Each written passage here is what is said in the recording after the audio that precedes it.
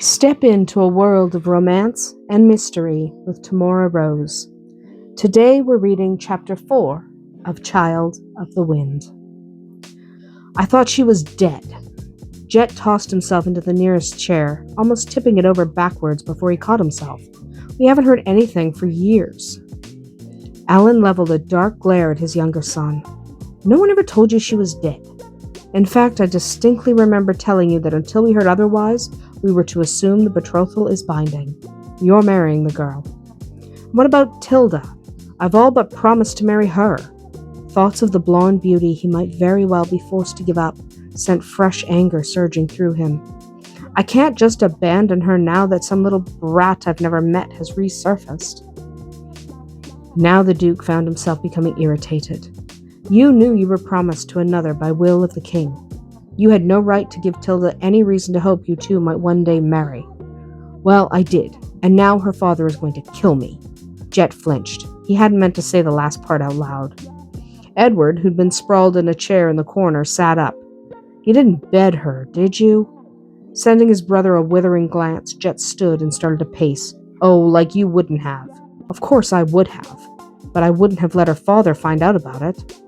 Well, it's a little hard to prevent it when the man walks right in on us. Ed laughed. That must have been awkward. Before Jett could respond, the Duke interrupted.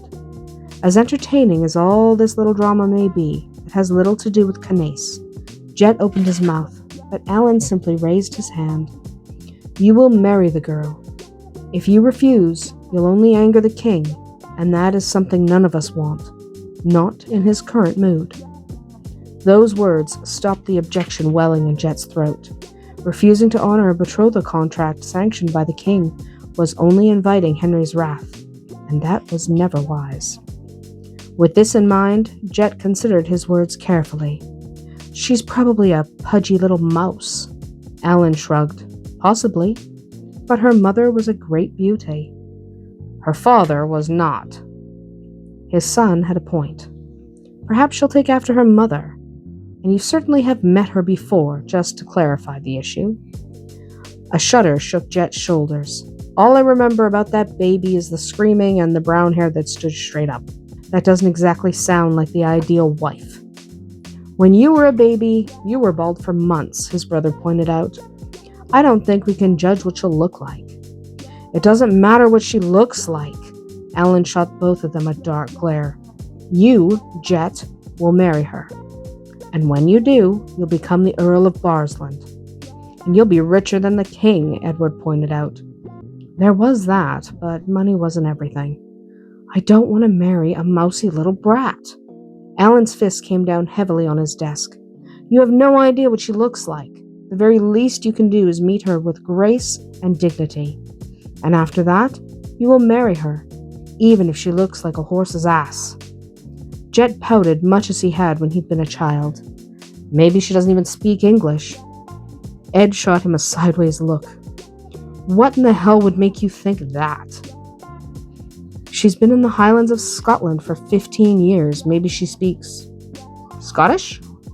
Gaelic, you jackass. Edward threw a pillow at his younger brother.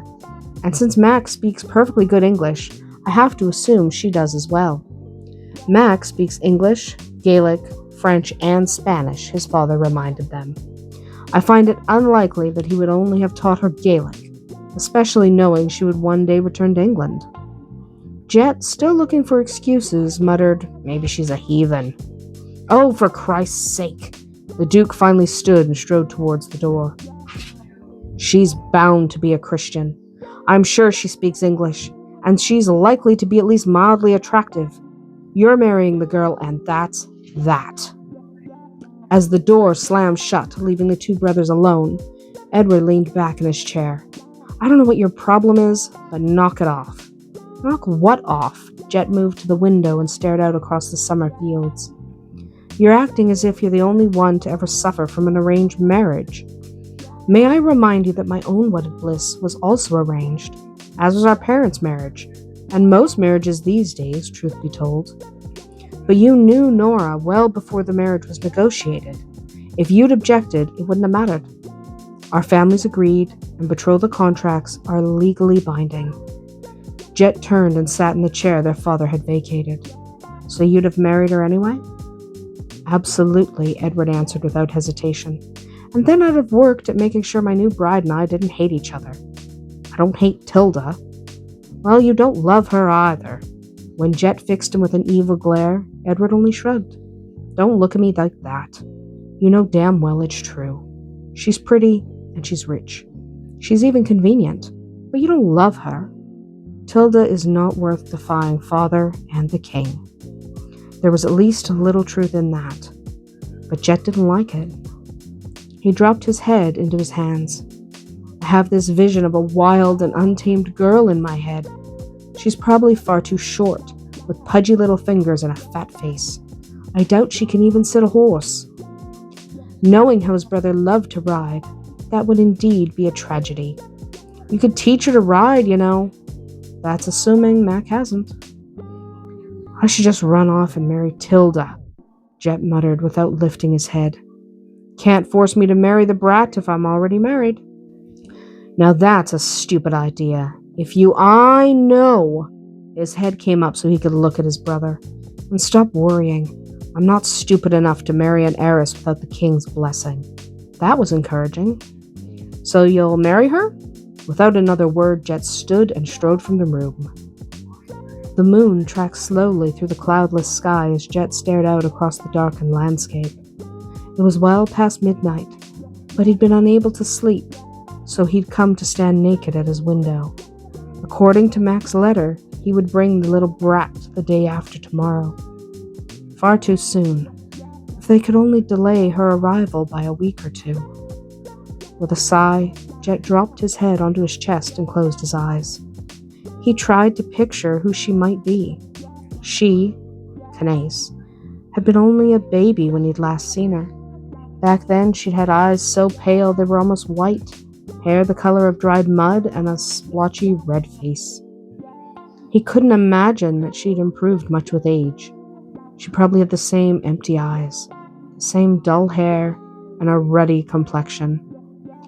Casting his mind back, he thought he remembered her as entirely too chubby, even for an infant, so he pictured her as overweight and short. She wasn't exactly the tall blonde he'd always imagined he'd marry. Why wasn't she dead? Even his father had assumed she'd been located and killed after the first 5 years. Not only had all attempts ceased here in England, but they hadn't heard from Mac in all that time either. When Jett thought about it, he understood Mac's reluctance to contact them. They never had found the man responsible for the slaughter that had destroyed Canace's entire family. After a year of searching, his father had given up.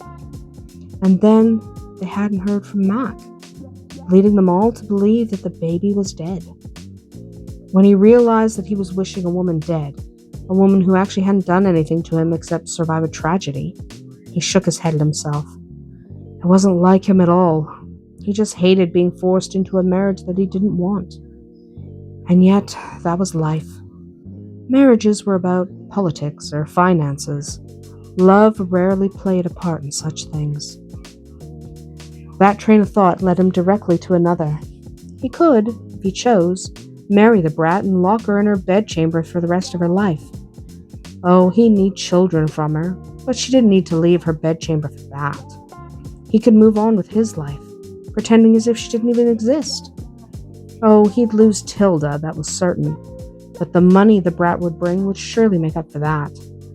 He didn't have to like the brat or even see her very often. It might just be the solution.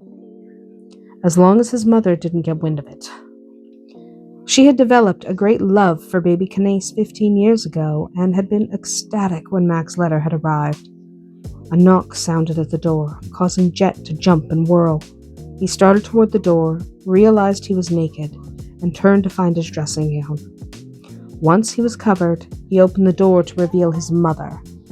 Her dark hair was loose, her eyes were tired, and her dressing gown looked as if it had been fastened hastily. She had clearly just come from bed. "Mother," he said as he stood aside to let her enter, "what are you doing here?" "I need to talk to you." Rosemary made her way to a comfortable chair and took a seat. "It's the middle of the night, so I won't waste time. I know that you're thinking about marrying Canace and putting her from you. Specifically, I think you intend to lock her in the furthest chamber of Barsland Manor and ignore her entirely. And I'm here to tell you that such a thing is totally unacceptable." Jett blinked at her for a full minute. When he came back to himself, he closed the door softly and went to lean against the bedpost. "I hate that you can do that." He was, of course, referring to her unnatural ability to simply know things about those she loved. She'd been able to do it since she was small, not through dreams or magic, but with her intuition. No one outside their close-knit family knew about it, and they were all careful to keep her secret. To do otherwise in these days of fear and suspicion was to court disaster.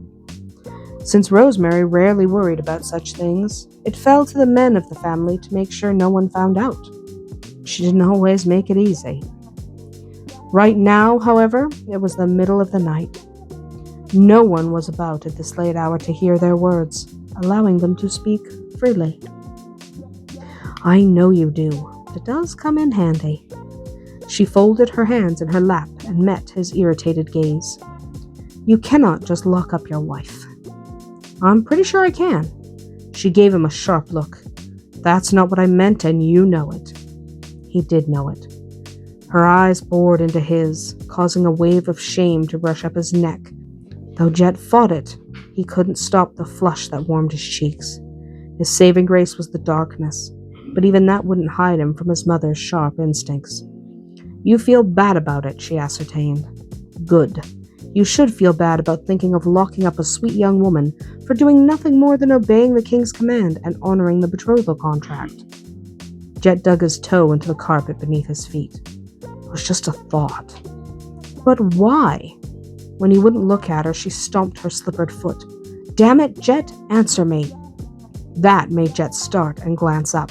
His mother never cursed. It bothered him that she had. She saw it and nodded. "I will absolutely curse if it gets your attention.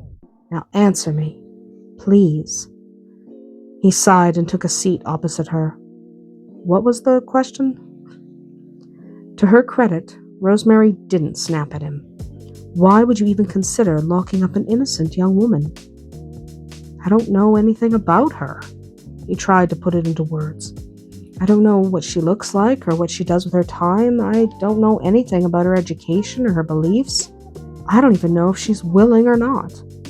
If Mac has done his job, she'll have expected to be betrothed, likely without being consulted." She smiled as his shoulders stiffened. Most young children are made aware of this fact. Placing his elbows on his knees, Jett hung his head. "I don't want to marry someone I've never met." "Then don't." His head came up, but she held up a hand. "Don't misunderstand me. You have to marry her. King Henry leaves you with no choice in the matter. But the marriage won't be immediate. She's not going to step out of a carriage and into the chapel. There will be at least a little time for her to adjust to living in England." "What are you saying?" Rosemary sighed. "Take the time to get to know her, and to allow her to know you. Give her and yourself a chance. You might find that the two of you are more compatible than you know." He snorted. "I doubt it." "Just try." When he ignored her, she reached out and caught his hand. "Promise me you'll try." "And if I do," he countered, "if I get to know her and it turns out we hate each other, can I then break the betrothal?" His mother smiled sadly. "You know you can't. But you'll stand a better chance of finding at least a little contentment if you go into this thinking that you might have something in common with the girl." "That's easier said than done." "I know that." The temptation to slap him was growing stronger, but she resisted. "Everyone knows that. All of us have been compelled to marry someone not necessarily of our choosing, and we all learn to cope. We all learn to find a little happiness. You will too." He didn't have anything to say to that, so he remained silent. After a long moment, his mother stood and moved to the door. "Get some sleep. I think you'll need it." With those parting words, she left him to his thoughts. That's it for today. If you enjoyed this chapter, stay tuned for more tales of romance. Until we meet again, may your days be filled with passion and just a touch of magic.